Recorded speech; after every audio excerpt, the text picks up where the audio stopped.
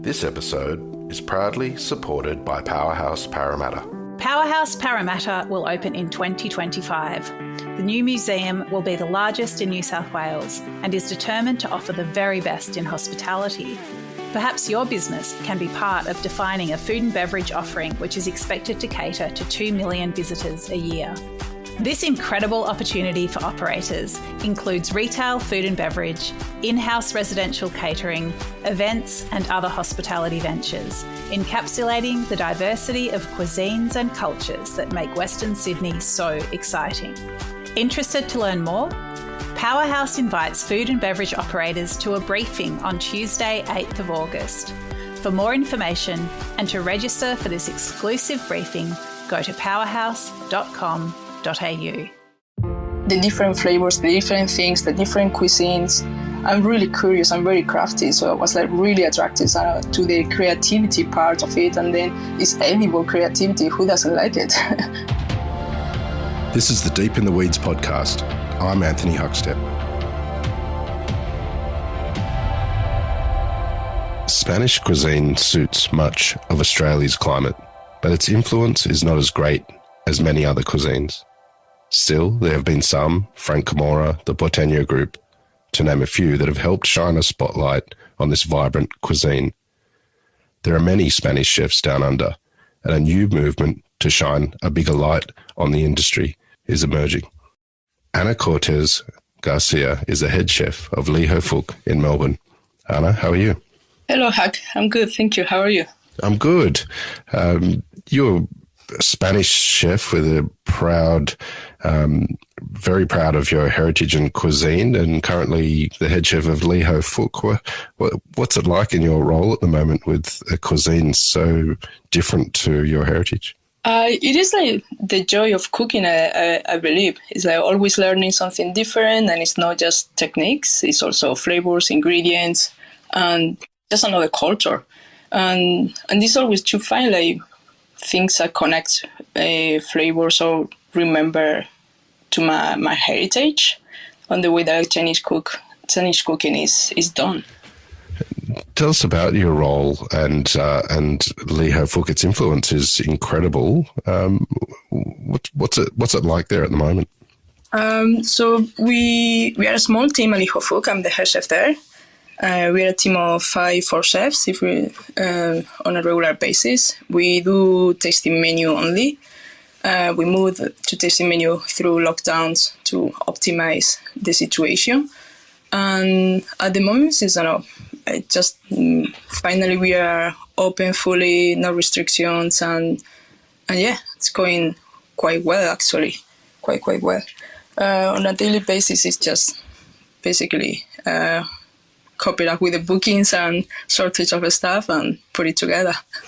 Well, I want to explore what you are doing there at the moment, but take us back to Spain. And what sort of role did food play in your family growing up? I'm from the countryside. I'm from the south of Spain, Andalusia, and I come from a very tiny family, tiny town. And everything was made from scratch. Mom and grandmas used to cook every meal, homemade. Let me help in the kitchen, obviously. And it's the vegetables were coming from the farm of my uncle or the neighbor. The eggs were fresh from the neighbor next door that was coming warm still. So I was really lucky, actually. I was really lucky to know what it takes to put food in a plate for an entire family. Tell us about the food of that region. Is there any sort of dishes or feasts that you remember from when you were young? I'm from the interior, so fish is more salt or cod or sardines, and oily fish for the family, but mostly it's pork. Pork is the main protein that we used to do back in the days. My family used to do matanzas, their own bread pigs, and it was 3 days, 4 days preparation. So I miss it for a little bit because my grandfather got retired a little bit before I was born. But I was lucky to join friends and family in my hometown to actually see, enjoy, and participate on. It's a weekend, literally 3-4 days, preparing everything, doing all the chorizo, morcilla, butifarra. So it's like you use literally everything. Tell us about when you were younger. Was a career in hospitality something that was always a goal of yours? Not really, because it was not even considered a job back in the days. We're talking about more than 30 years ago. And in my hometown, all the bars and restaurants, the chefs, they were like my friends' moms. It was like family-run businesses, and it was the same mom that was cooking at home was cooking then at the bar or at the restaurant. So it was like family business. Instead of cooking for a family, cooking for the neighbours. So it was not a concept even.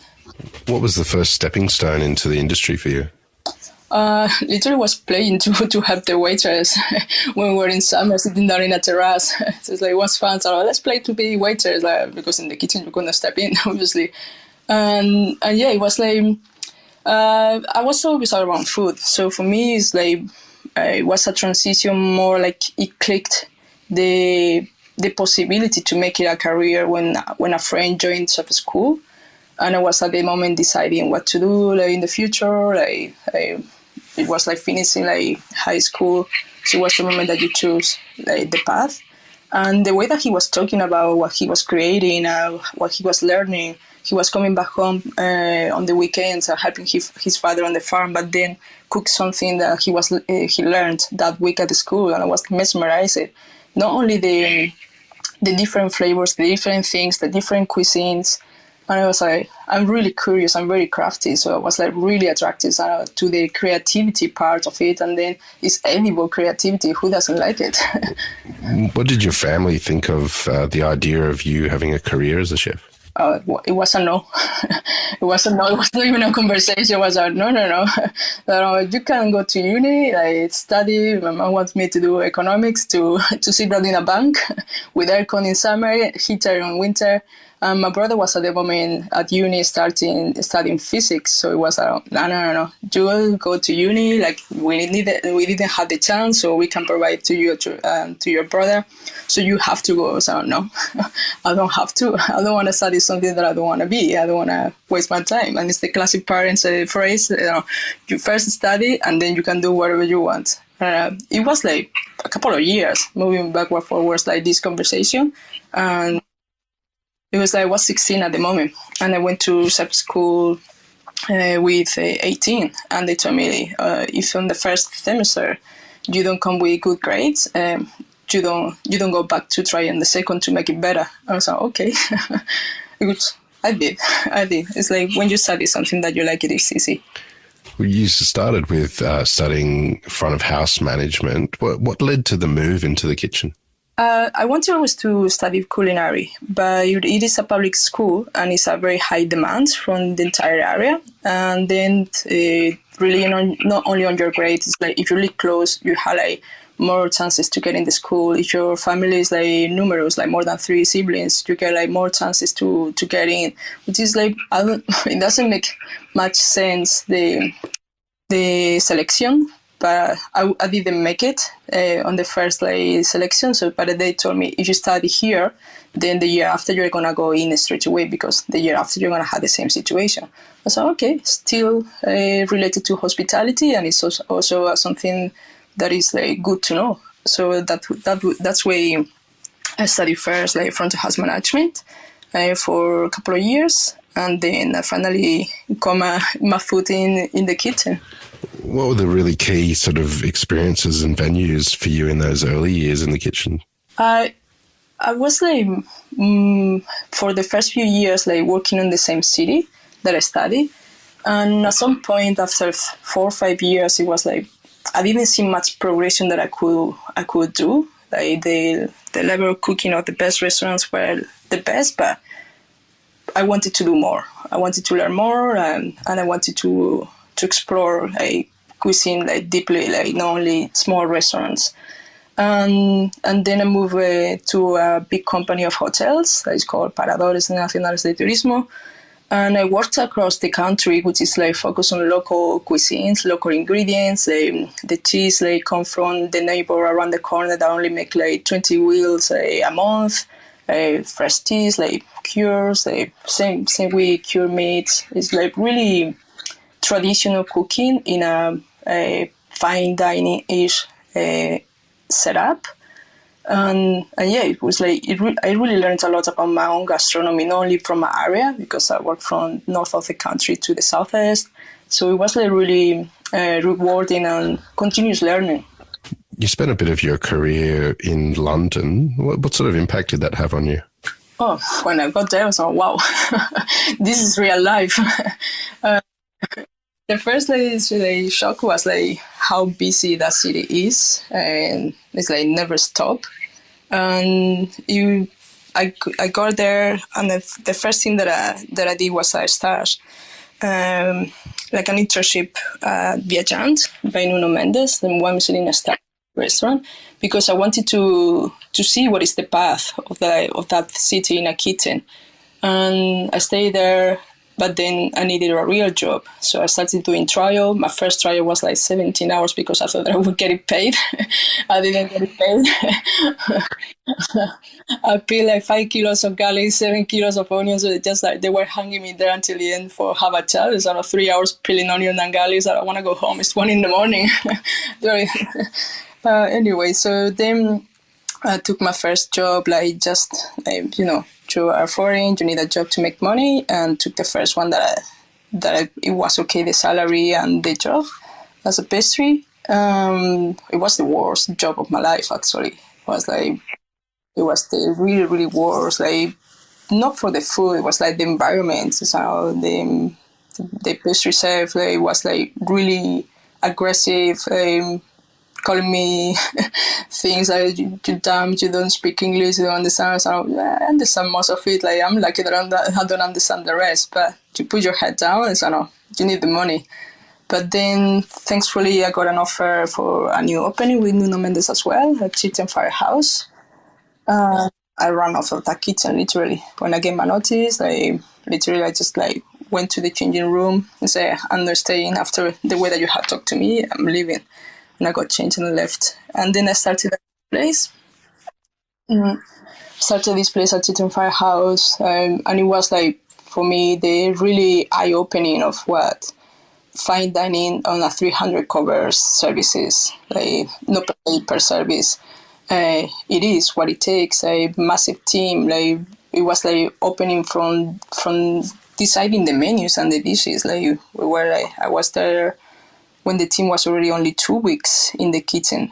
It was like really eye-opening. I loved it. I loved it, the path. I loved it, the environment. Really busy, really tired. But I knew like every single dish, every single section inside out, because it was like, wow, this is amazing. Do you have any stories of the experiences and opportunities that working there had for you? Yeah, literally, like after being at Tirten, stayed there for almost a year, and then I did a little bit of Japanese to try. Just once that you're in London, you can cook everything that you want without leaving the country. So I wanted to experience a little bit of like more Japanese, and then I got a job with Iñaki Azpitarte in a new opening, and then my English there was like way better than when I started in London. It was not all the way around. And literally within weeks, I started as a chef de partie. Within weeks of like not even opened yet, I got a promotion as a junior sous chef. So it was also rewarding seeing that hard work pay off for real. You need to work, obviously, but it was really, really rewarding. And unfortunately, that place didn't last long for things that weren't regarding the food. It was more in between investors and chefs' decisions and agreements. And I need to find another job. and the one that I found, it was like the one that I stayed for almost 3 years. And I got that job, and a little bit after I got promoted as a head chef. And it was the place where I had the chance to put on all my knowledges and all my experience from different cuisines on the menu and the creation, and everything was made from scratch. The name of the restaurant is actually Craft. And it was like really good experience. It was like 2 kitchens, 3 floors, 3 different menus, small team as well. So it was like hard and difficult, but nothing is easy in hospitality. And yeah, it was really, really good. We have our own beehives, smokehouse, cure meat. We were doing like fermentations, preserving everything. We only work with British ingredients, so it was like summer, spring. It was the busiest because then on winter you have only sweet, onion, and leeks and potatoes. So it was a way to preserve and get ready for winter. How different was it in your first head chef role compared to being one of the line cooks? Did it change the way you approach food and your role in the industry? Yeah, always. This job is always in evolution, and every single place they teach you about the own place itself, the parameters of that place, what are the label of this like place, but also when you get in the role of head chef, it teaches you a lot about how to create a team, motivate them, and keep them and make it better not only yourself. And it's a continuous learning. Which is like here in Melbourne, I feel the path is slower, even though we are short staffed now because everybody knows why. It's still it's like very small team, so it's like it is easier to get to know your team like individually, like, and then to see how you can get the best as a group. What lured you to Melbourne? My partner. we met in London, the last place that I worked as a head chef at Kraft. She's from here and took a gap year to travel in Europe, and she settled in London and started to work at the cafe of the restaurant that I was there. And yeah, we see like the possibilities. It was like, let's go to Spain. Like, I love Spain. So yeah, you love Spain on holidays. You don't know what's the salary there. You don't know what is the struggle there, and don't speak Spanish. So it's not an option. I also don't want to go back to work. And yeah, like the offer to come to Australia came on the table, and I was like, well, I never thought even to come over here. Never was in my mind to give it a go, even for holidays. It's so far. It's not on the other side of the world, it's also in the other hemisphere.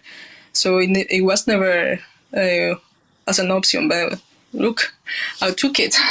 And here we are 3 years later. London was a real eye-opener for you. What was it like coming to Australia? What did you think of the culinary landscape when you arrived? The diversity that is here, and how close to the heritage, the real flavors, is something that it really caught my attention. Is come from London, like have eaten Chinese cuisine, I have eaten Vietnamese, but then I had come to Australia, to Melbourne, and the flavors like, this is better. This is better. It's like more flavorful. It's like more. It's not like fusion or halfway through. It's this is what it is. And that was the thing that it really, really caught my attention since the first time that I came here. During your time here, you joined the first Spanish Gastronomic Association in Australia. Tell us a bit about that and your role, and what is the goal?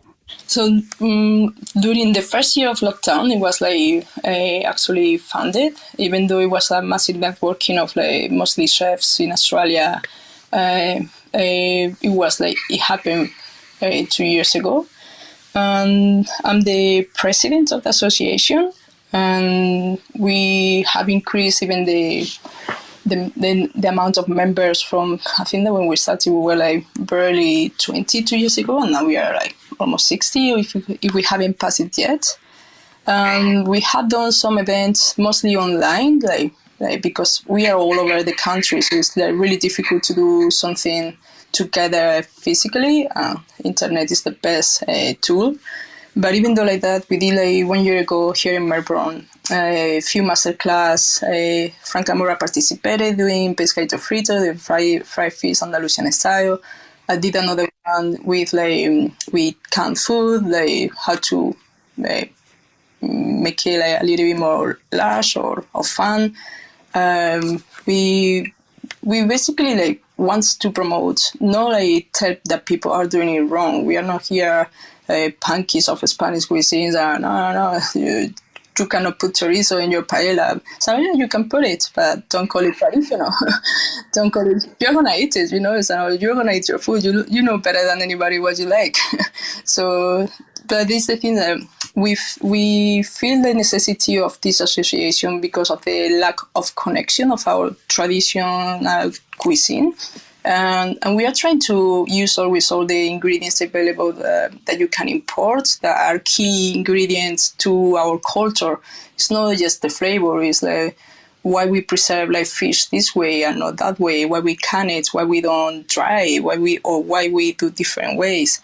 We jamon, same. But then we are showcasing this to the Australian public. So we use as much as we can like local ingredients, like work with close farmers that they're doing really good things in here. So it's not a who's best. It's like introducing a part of our culture and our backgrounds or what we eat at home. Actually, even when we are here, just to share because that's the beauty of Melbourne and Australia, the diversity of cuisines. Spanish cuisine is different from region to region through Spain. Give us an idea of Spanish cuisine and the depth and breadth of it. So it's like so different that within 20, 30 kilometers, like things are prepared different. The Mabre is like more like pork and lamb. You go a little bit more up north and it's like beef and sheeps. It is really particular. Our weather allows us to have like microclimates that grows different vegetables. Like the sea, we had the ocean, we had the Mediterranean Sea. So even like what we fish, like what we grow, is really different from one area to another. And then the influences, like in the south, you will have a lot of like Arab influences, a lot of spices, a lot of vinegar pickle, like escabeche comes from them, like from the recipes. In traditional cooking in Andalusian, there is recipes with ginger, like turmeric, cardamom, black cardamom, that nowadays they have been lost because changing the palate or anything. But then as you go up north, so it's like more based into it's colder, so it's a bit more like heavy, more meaty dishes. It's like it's really different, like over 50 kilometers radius. Tell us a bit about Eat Spanish. What do you hope to achieve, and what have you got on the agenda for the coming year? On the agenda for the next year, for this year, it is we are organizing a paella festival in Perth. That because of the situation right now, it's been postponed. The date it was like meant to happen like 2 weeks ago, and it's like one of those like occasions where we can cook what are traditional rices and paellas, and just like introduce it to the public and give them a taste of what it should be, if you call it this way or that way.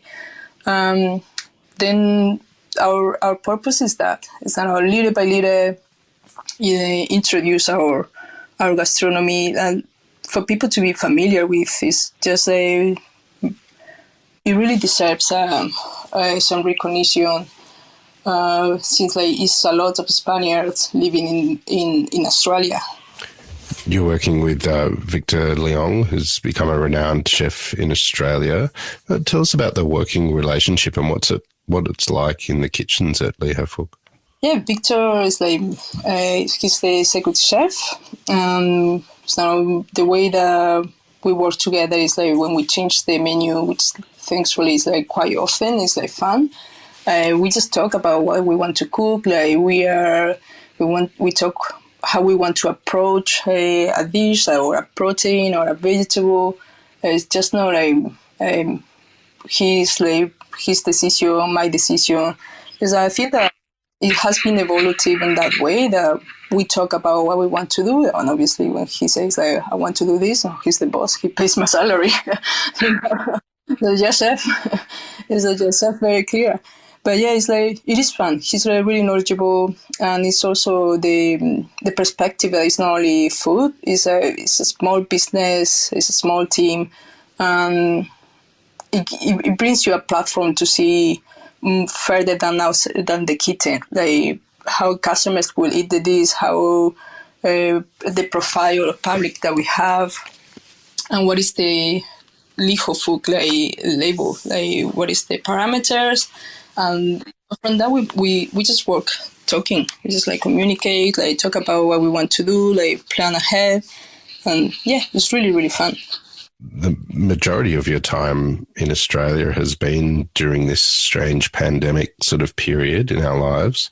What sort of positives have come from this experience for you? Firstly, like slow down a little bit after Europe, like frenetic, like 80, 90 hours a week, to come here and slow down. It was like in the beginning stressful, so I don't want to stop type of thing. But then I got to just work a few hours a week and spend time with my partner, like have dinner together every night, have lunches, weekends, like get the dogs, go for a walk in the neighborhood, like not further down the 5Ks, but just have a little bit of a life, actually. Hospitality doesn't allow you much to have a work-life balance, and I got a taste. A really good taste. I know you're the head chef at Ho Fook at the moment, but do you have plans to sort of do your own thing exploring Spanish cuisine? I have been almost 2 decades in the kitchen, so I'm open to everything. At the moment, I'm happy with what I'm doing at Ho Fook, with what we are achieving, but at the same time, I'm cooking food that it doesn't represent everything that I have learned or I would like to share. So it is like you're in limbo. What should I do? Like, shall I proceed to do my own thing, or shall I proceed like to do this thing that which is also really good? But yeah, it is always like that thing. Every now and again, I did like last year a pop-up of Andalusian cuisine here in Melbourne. But it is the limbo situations, salary or shall not, salaries or not. But at the moment, I'm happy. I'm enjoying what we are doing. We work with very good ingredients, very good Australian products. So it is like reconforting. With the Spanish Gastronomic Association and Eat Spanish and the momentum that you've got there, what do you hope people gain from the experiences that you're bringing to the table? So literally, it's like we hope that people give it a go to our recipes. We want to don't do like recipes or dictate what Spanish cuisine is for hospitality. We want to get close to the people that cook at home food. They cook at home pasta, they pizza. So why not tortilla de patatas, or why not cocido, which is a chickpeas like soup. We want to get close to people that goes to the market to buy their own ingredients and cook at home. So give it a go, like test it, like find the key ingredients in this shop, in that shop. This is best because of this, and so it's gonna bring the truthful flavors and the joy of like cook your own food, good ingredients, and share with your family, which is like our culture, literally. What do you love about what you do? What do I love? Like the continuous learning, the challenge, how in a day can happen like several things. Like from 7 a.m, you are receiving message from the supplier that I don't have this available, I cannot deliver to you today. And then like someone calling sick or happens something in the kitchen, but then you open for service and customers sit down and they don't know anything about that and they have a great time. And so it's like how you control day after day, minute after minute, that to happen. The customers are paying money for have a great time and give you the opportunity to cook for them. They really have a great time. Well, Ana, it's amazing what you're doing, and look forward to seeing what you do with Eat Spanish over the coming years. Loved having you on Deep in the Weeds today to hear your story. Please keep in touch and we'll catch up again soon. Thank you so much for having me. This is the Deep in the Weeds podcast. I'm Anthony Huckstep. Stay tuned as we take a deep dive into the lives of the incredible people who ply their trade in the food and hospitality sector. Special thanks to executive producer Rob Locke for making this all happen. Follow us on Instagram at Deep in the Weeds Podcast, or email us at podcast@deepintheweeds.com.au. Stay safe and be well.